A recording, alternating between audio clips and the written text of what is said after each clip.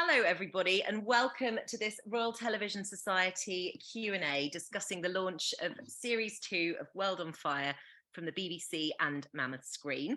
So we're lucky to have some of the cast here to talk about what we can expect from the series, as well as the writer, Peter Bowker. So hi to returning stars Jonah Hauer-King, Julia Brown and Blake Harrison. Hello. And hello and welcome to Raza Mir, Miriam Schiweck and Gregg Sulkin, who are new characters this time round as well. Okay, so first up, before we start the questions, I thought everybody could just have a very quick, we could just whiz around and everyone could just introduce themselves and maybe tell us a little bit about their characters for anyone that hasn't watched series 1. So I will start with Blake because you're first on my screen. So do you want to introduce yourself and tell us about your character? Yes, I'm Blake Harrison and I play Sergeant Stan Reddings, who is a British soldier. Wonderful. Who we got next? Ahad? Hello, my name is Raza Mir. I'm playing Rajib, who is a captain in the British Indian Army and is in charge of all the sappers. We've got Julia. Hello, I'm Julia Brown and I play Lois Bennett, who is a working class Mancunian who is a woman of all trades. She's a singer, but she also has several jobs in the war effort. Wonderful. Miriam?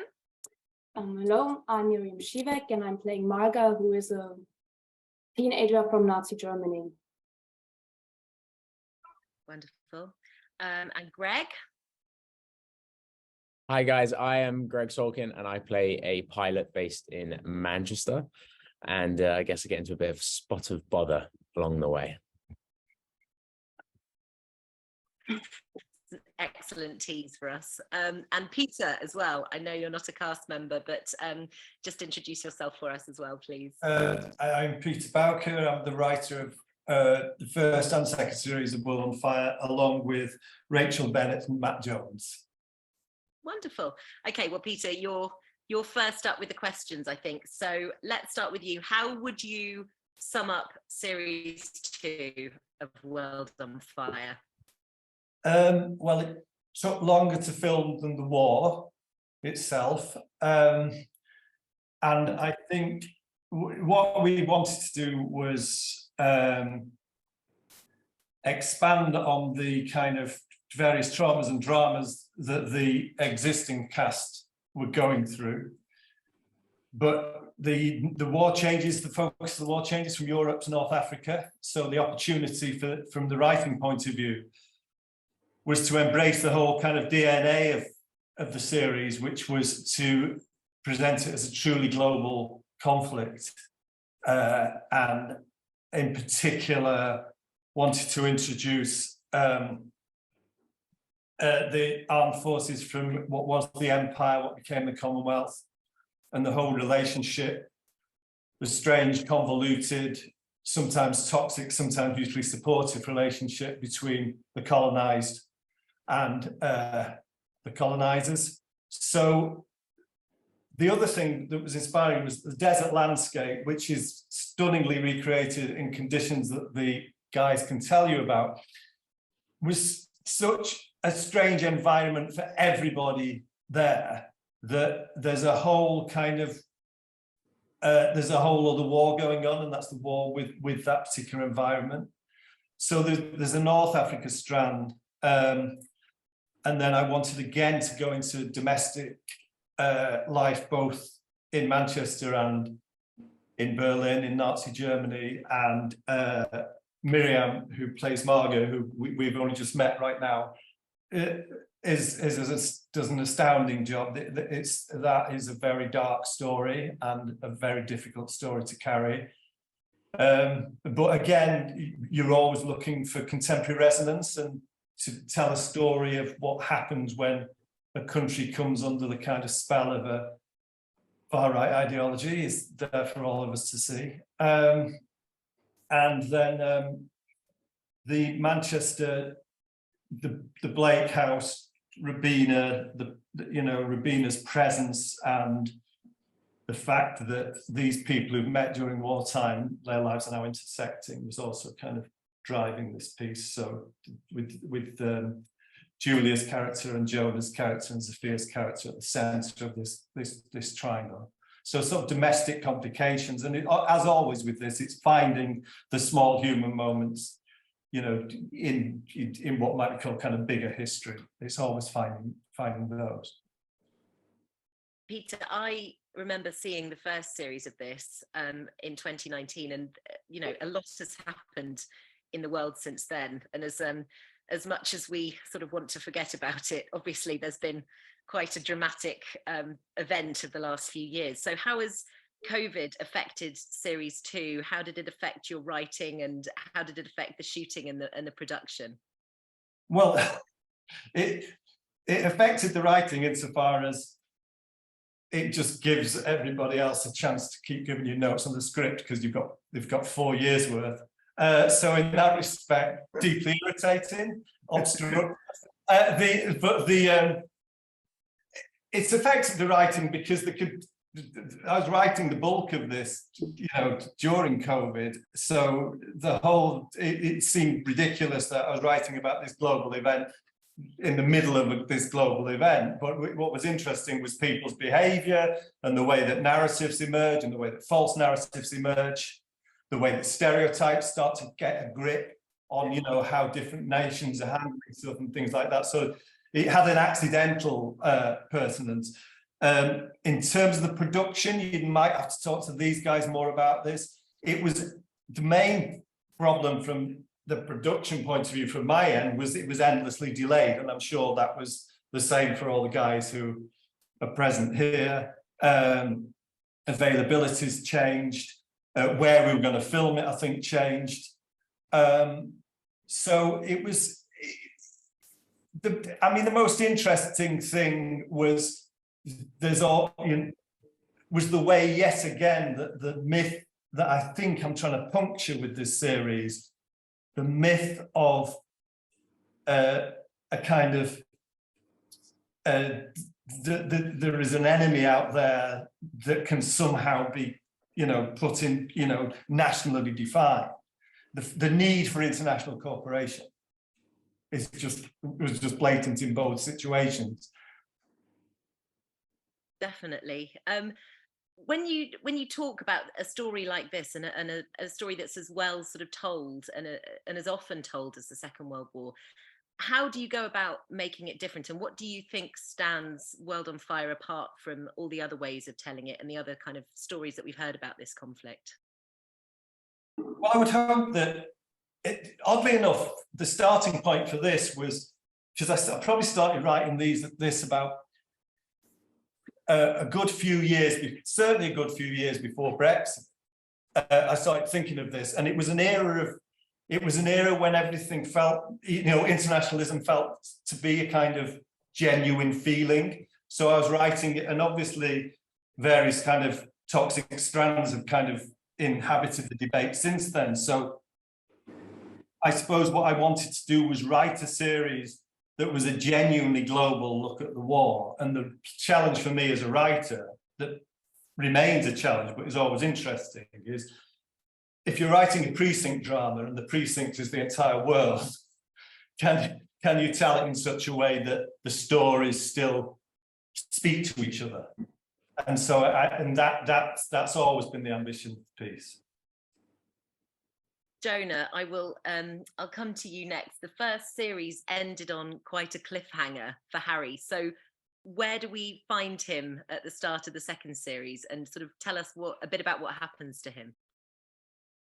Yes, it does end on a cliffhanger. We find him back in Manchester. Harry and Kasia have made their way back safely, and he's making his way home to introduce Kasia to his mother. I think it's a really interesting time for Harry, because in season 1, whilst being quite well-intentioned, I think he behaves quite recklessly at times and quite impulsively, and creates quite a lot of carnage around him. And I think in season 2, there's sort of a tension in for him, in that on the one hand, he really is trying to do the right thing. He really wants to respect the mother of his child. He really wants to honor his new relationship, his wife, and he wants to look after everyone involved. I also think that there's still quite a self-destructive strand to him, maybe even some self-loathing going on and some guilt.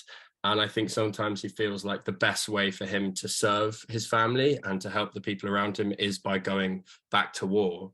And so that's kind of a tension at the heart of his narrative of, on the one hand, wanting to find that purpose and meaning, wanting to join up with Stan and the rest of the guys, whilst also wanting to be at home and looking after them. So it's a bit of a series of push and pull for him. We also see him develop some new relationships this time as well, don't we? With Raji especially. Tell me a little bit about that. Yeah, I think he meets Rajiv. He has a huge amount of respect for him. I think he looks at Rajiv and sees a leader and sees someone that he would quite like to be. I think there's a stoicism to Rajiv, there's a calmness to him, and there's a charisma to him, and I think he's really drawn to him.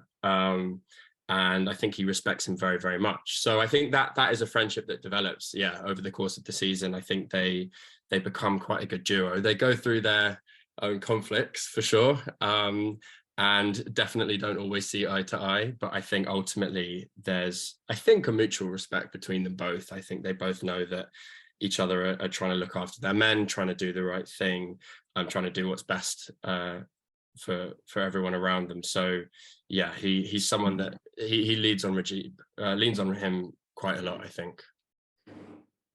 And as an actor, what was it like coming back to this part after a couple of years away? Did it sort of give you an insight into anything? Did you sort of think anything more about him when you weren't playing him? Did you come back to him with fresh eyes? Yeah, I was saying just now that it's the first time I've ever been part of a multi-series show. So I've never done a season and then come back to it. And that was wonderful because a lot of the foundations have been set. You're discovering your character slightly less. It's more about the development and evolution of the character, which I really, really enjoyed. I think though you're still learning about them a bit, I think it's nice to feel like you're stepping into shoes that you already know, because I think at that point the work becomes even more subtle and even more nuanced, because you're not just saying, well, I need to do the building blocks of this character and of this person. We know what those are now, and so now we're digging deeper. We're going to take it further. We're going to push them to more extremes, and that world building exercise, which is great, and which is what every season and every show and every character needs. But because that's partly been done, at least for me, I could kind of go even further below the surface and really understand him that much more, which for an actor was great, because I'm going properly below the surface and digging deep. Was there a moment while shooting this series that really sort of summed it up for you, summed up the experience? There are a few. I mean, we shot it in this quite unusual way. We had two units. We had a yellow unit and a blue unit. And broadly speaking, the yellow unit would look after stuff that was happening in the desert or some of the more action-y sequences. And I was bouncing around between the two, and it was kind of wild and quite mad, but also really exhilarating, because you were working in very different environments, working with different people and different aspects of the story within a day or even within an afternoon.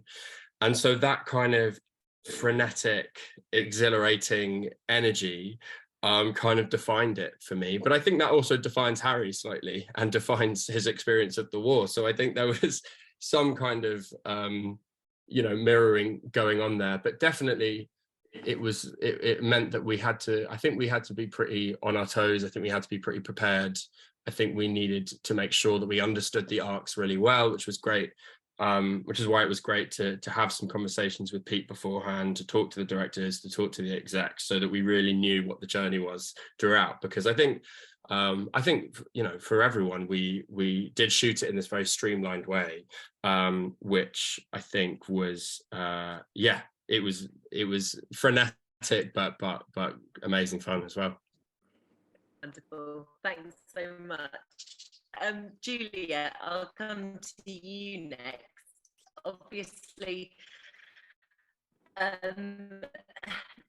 Lois, a lot has happened to her since the end with her life when we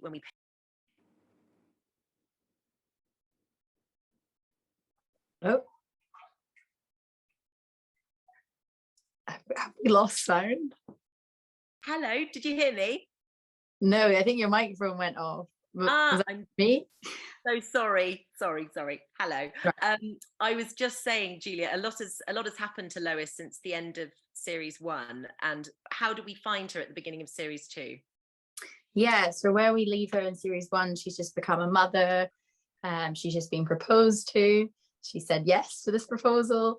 We meet her in series 2 in quite a different place. I think she is suffering from postnatal depression. She's adjusting to life as a mother, but she is also suffering from the loss of some people around her. She's grieving, but she's struggling to accept that she's grieving. And like Jonah says about Harry's character, within that, she's making some reckless decisions and choices in order to kind of try and put a wall up and ignore the pain that she's feeling, which means that some people around her suffer for the want of her going out and getting stuck in the war effort.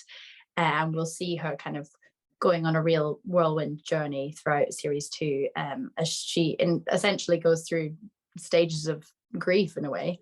But she also finds herself, understands herself as a woman and as a mother and what it means to be a mother too. I mean, obviously, she has a lot of trauma, a lot of traumatic things happening around her and to her.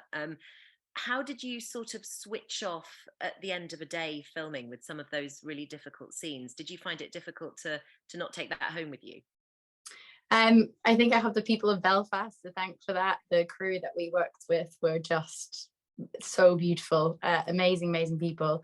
My makeup artist would even host a little spa for me in the evening. She would give me a facial and have on like nice candles and music, and we had such a laugh like doing the show that none of that stuff really affected me too much. And I think, like Jonah said, the whole thing was shot out of sequence, slightly chaotic at times, and you kind of just had to keep up with the adrenaline of it all and not let the emotion affect you. I mean, that's our job as an actor, isn't it? We've got to go there, perform on the day, and then not take it home with us. But I think the pace of the job meant sometimes I didn't have too long to dwell on what my character was going through in the day.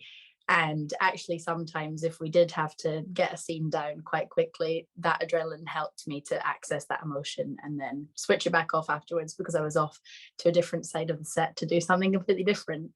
So in a way, that schedule assisted me as an actor. Wonderful. I'll come back to you in a second, but Blake, I wanted to ask you, there's a lot of physicality this season with Stan's experiences in the desert. Did you enjoy that? Is that a great fun part of being an actor, with all the hand-to-hand combat and the shooting? Well, Physicality is actually my middle name, so I took to that like a duck to water. I genuinely love that stuff. Like, I really, this show was such a lovely experience for me, both series, because I really understand why some of these incredible, amazing actors decide to just do a bunch of action movies all the time, because it's so much fun. It's a brilliant thing to be like, right, what are we doing today? Oh, well, this guy's going to set up a bunch of explosions and you're going to run away from it. And you're going to pay me for that? Yeah, oh, fantastic. That's it. That it's really brilliant to be able to do those things. It makes just the variety within the job. From like in the morning, I'll be opposite Jonah and doing this, quite deep, meaningful moment. There's a moment of catharsis for one of us where we're dealing with becoming heavy emotions of being in this extreme circumstance. And then in the afternoon, me and I had a running away for some gunfire. I mean, it really breaks the day up nicely. I know you're friends with Jonah in real life as well. Friends is a strong word. Friends is a acquaintances. Casual acquaintances. Yeah, casual acquaintances. Yeah. Does that help with your on-screen bromance with Harry? Yeah, I mean, well, just look at him. You look into those eyes and tell me you don't fall in love. I mean, come on. Are you making him hide? This is yeah, not at all British. Complimenting each other. I have to say, I had lots of questions about filming in the desert because you know that it's such a fantastic representation of the desert, and I didn't realize that you were in Ireland for most of the filming. So how much of it was post-production? How much of it was very sort of clever set dressing in the first place and props? I think a lot of it was people being incredibly clever. I mean, obviously, because of COVID restrictions, we were very limited in kind of what we could do. But I think the designers, directors, that they all did a phenomenal job of really putting us in that world, even though obviously, as you say, the majority of the time we were in Belfast. So they did a fabulous job of that, and yeah, I can't really say anything other than that. They just did a really cracking job of making the worlds for us, and also making it look great on camera. I genuinely, it fooled me. I was very surprised you weren't filming in, you know, North Africa somewhere, but it was fantastic. Ahad, you're joining the cast as Rahib, so tell us about him and a bit about the journey that he sort of goes on through this series. He's a pretty complicated character, I'd say. I think, yeah, just on surface level, he's a captain of the Indian Army, the British Indian Army. He's part of the Commonwealth, and he very strongly believes that he's kind of equal to everybody else. He hasn't really seen things the way they kind of unfold for him ever in his life. He's an army man by nature. He has strong beliefs in everything, and I think the thing that challenges him the most, besides the war, is kind of this internal struggle he has, and he has a bit of an identity crisis. He doesn't know what to believe by the end of the show. You know, everything that he kind of believes in is kind of falls apart. So then, besides the war, there's this war that he's fighting on all fronts. He's fighting a war within himself. He's fighting a physical war. He's fighting a war with nature, and then he's, without giving too much away, it's kind of like he's fighting a war for a land that isn't really his. So he's a very complex character in that sense. Shooting in the desert was interesting. When I first got the call, I assumed, you know, where are we going? We're going to Dubai? Are we going to Saudi? Are we going to Spain? They said, no, we're going to Ireland. I just went, what? That doesn't make any sense. So when I flew over and we walked into this studio, which was a Michelin tire factory, correct me if I'm wrong, and it was the desert. It was genuinely the desert. You walked in, they had sand everywhere. I mentioned earlier that in one of our discussions, it smelt of sand, which at the end of the day, you know, this set really served as a character for all of us, because I think half the battle was gone. You know, where actually every step had that weight, every breath had that heaviness to it. And it really helped us all as actors, you know. And then when you have real explosions happening, you don't have to act very much. There's this great fear, I think, you know, we all, me, Blake, Jonah, and the rest of the sappers and the Australians, we kind of had this real fear. I mean, I don't know about the rest of the boys. I was terrified every time they kind of rigged up the explosions. I hated it, but it really helped. It helped the performance. It helped that, you know, drive that factor of fear and of panic. So yeah, everything you see in the show is pretty spot on for all of us. And you were the leader of the sappers, is that right? Yeah. Yeah. What is that for people that don't know that? Oh, the sappers are the engineers basically that go and both set up the mines and also kind of find the mines in order to clear the way for the rest of the troops. And kind of sad reality of that is that's it's kind of where some of the racism kind of comes in, because they got the most dangerous job, which is, kind of finding these minds and taking them apart. And that's where you kind of find Rajiv in the first episode actually is doing just that. And that also kind of goes into the sad reality of the responsibility that Rajiv has to his people versus the army and what he believes in. So there's a lot of an internal drama within the sappers and Rajiv and the rest of the crew. What was it like coming into a sort of established series with lots of people who'd already been working together, who already knew each other? I'm sure they made you feel really welcome, but what was that like? Well, it was really weird. Everybody was friends. I was this guy who just walked in, so it was a little weird in the beginning, just because you don't really know what you've kind of gotten yourself into. You've read the script and you're so ready to get to work, but then there's this social aspect that was kind of there, and everybody's so welcoming.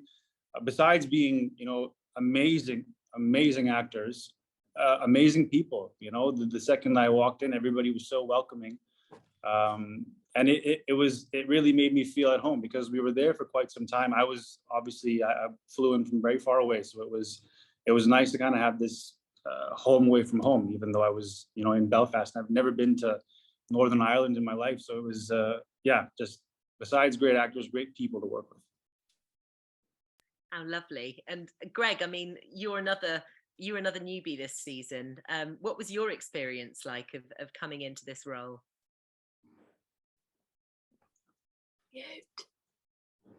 Gregg, you're on mute.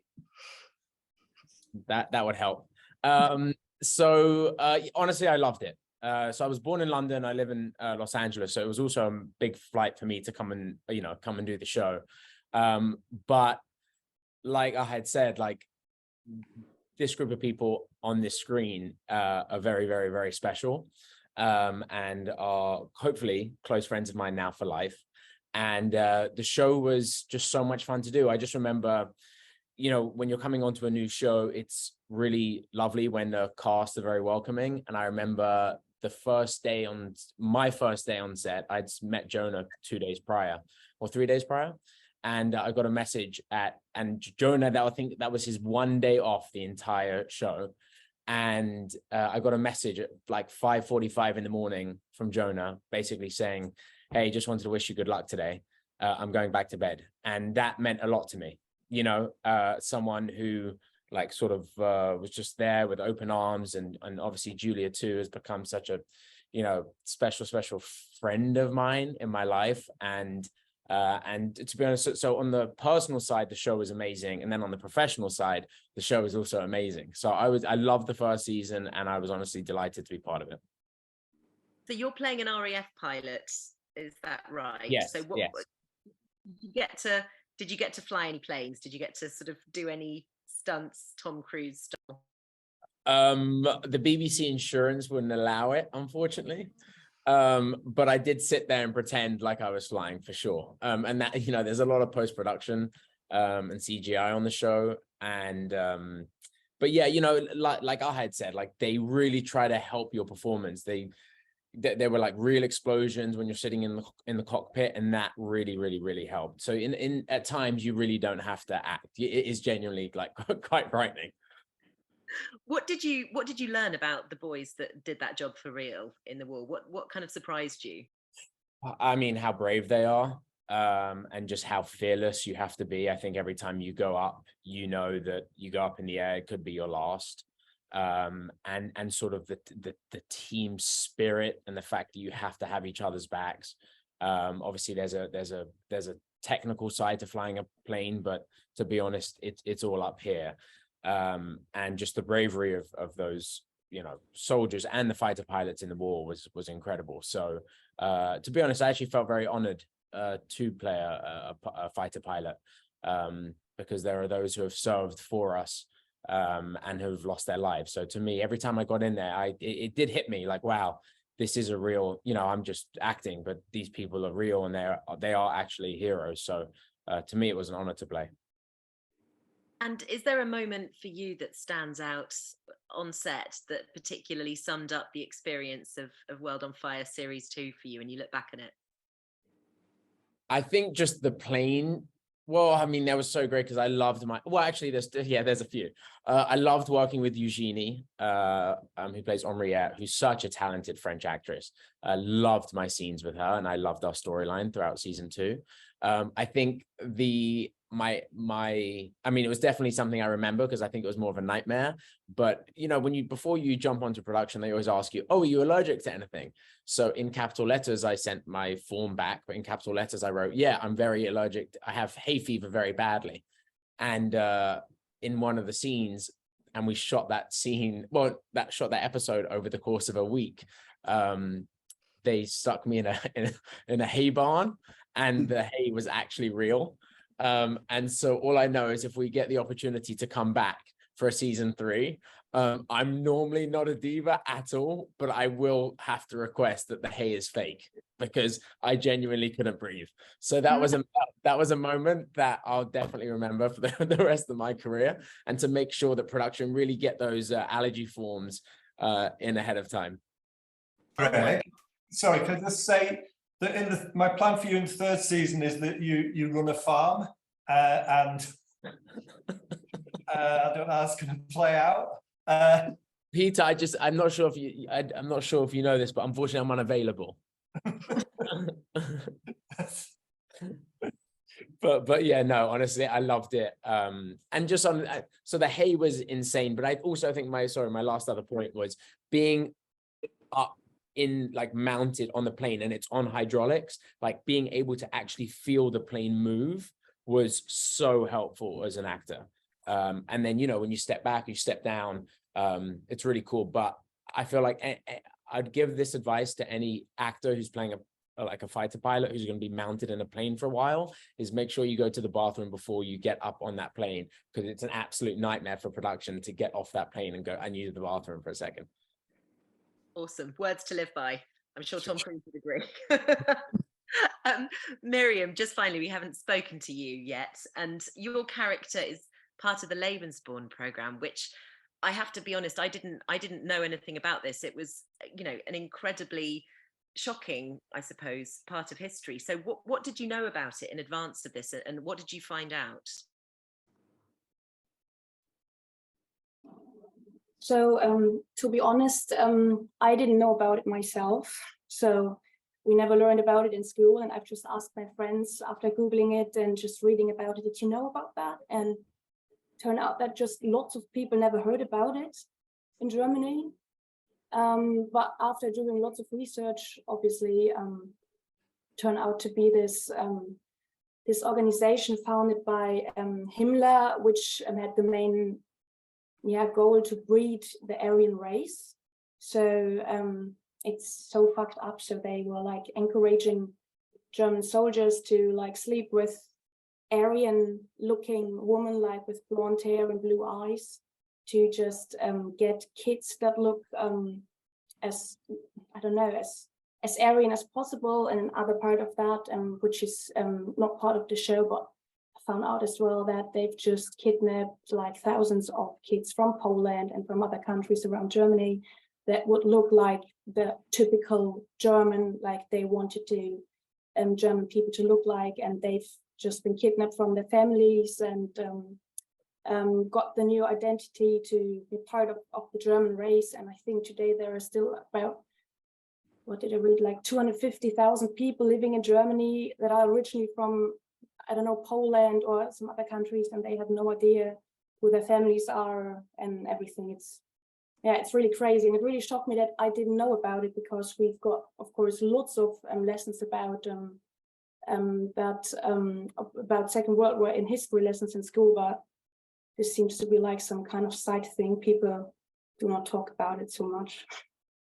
Yeah, I mean, it's sad and hugely shocking, I think, as well, for us, sort of with almost 100 years past that. How did you go about, because it is so shocking and it is something that is not well known, how did you go about making your character relatable, that people would understand what she was going through and it wouldn't seem totally alien? Yeah, of course, I was really afraid that, I mean, because it's like, how do you play something like that? You know, I think it's so hard to relate because it's so extreme. After doing some research and reading some of the interviews from people that spent their time there or were born there or been taken into to those homes, I've just decided that I'm gonna let it be with that kind of research and just trying to put myself as much as possible just into the mind of a 16-year-old girl. So I thought it's maybe not even that important that I know a lot about that organization, because she wouldn't know herself as well. So I've just tried to imagine myself as much as possible and just a 16-year-old girl who is like fanatically like inspired by something, you know, which are teenage girls today by other things. Like I've just talked to, when I had my casting, I've talked to Mimi about, she asked me how I saw the role, and we just talked about the parallels, because I think it's being like fanatically inspired by stuff is something that you can see in all kind of young people, you know. It's just like this typical thing, and so just try to imagine what it would feel like to be raised on such an ideology. But of course, I don't know, it was, I think you can just try to come somewhere, but of course nobody can relate. It's so fascinating. I pay a huge tribute to you because it's a difficult story to tell, and you do it wonderfully on screen. Julia, I wanted to ask you as well, actually, what you hope people get from this series and what you hope people take away from it. I think the brilliant thing about this series is we bring in a much more kind of worldwide aspect, and we're telling more stories than last time. And I think it's important that people learn about these stories that we don't know about. For series 1, for me, it was about learning about Poland, and I had no idea the sort of horror of what happened to Poland. And in the series, we bring in new characters and new places. For me, it's personally very important to tell female stories about what different women's roles were in the war, because that's just something we don't see often on TV. And the beauty about Pete's writing is that he gives us, it's all just about the human stories, and it shines a light on female roles, male roles out, and relationships and the beauty. But I hope the audiences just relate to someone somewhere in the series and connect to how important it is to keep telling these stories so that history doesn't repeat itself, because it's quite scary how we can see these parallels around the world in modern day events, and just to reiterate the importance of being kind to one another and realizing that everyone is human. Definitely. Blake, talking to you, obviously you're a character coming back as well.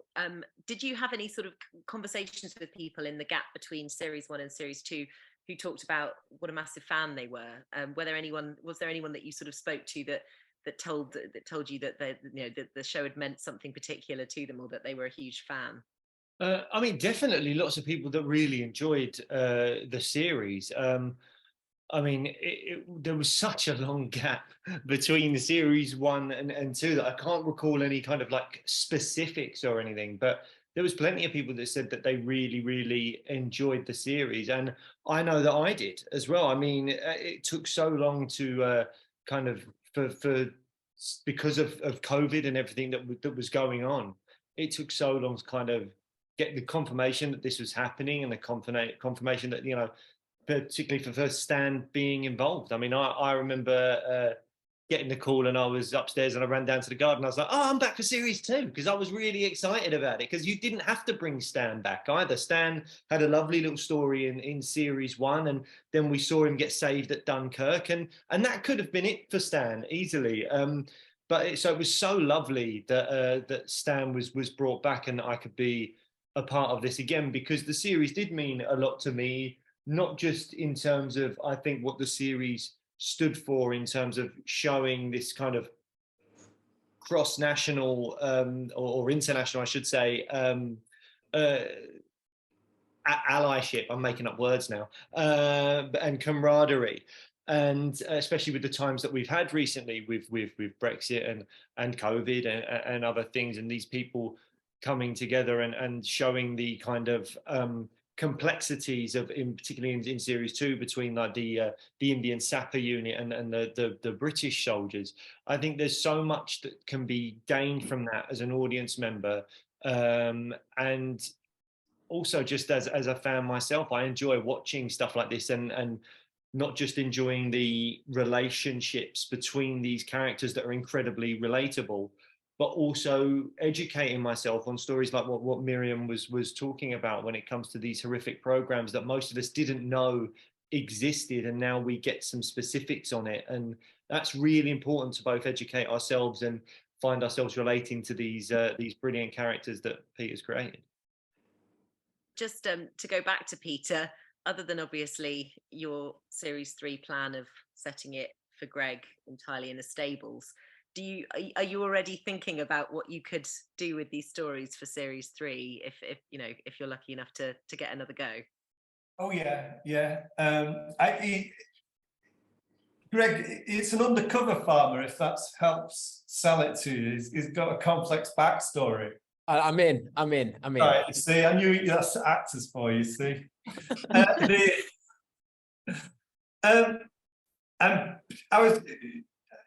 I'm not saying this because we're surrounded by actors, maybe I am a little, but the first, the thing that inspired me most about the first series, the reason I wanted to come back to the first series, was work with these actors again, because they inhabited their characters. And the same again, both with the, with the new cast and the cast from the first series, that all the people you can see just did an amazing job. And you can't buy that for it. Well, you can buy it; they're all paid out, but you can't buy the quality they brought to this. And it was incredible. See, with laughing about it, was incredibly hard to film in those circumstances. But putting that to one side, the performances, the nuance that was brought to performance, you only really know as a writer what you're writing about when you've written it and you look back and you think, and my career really has been about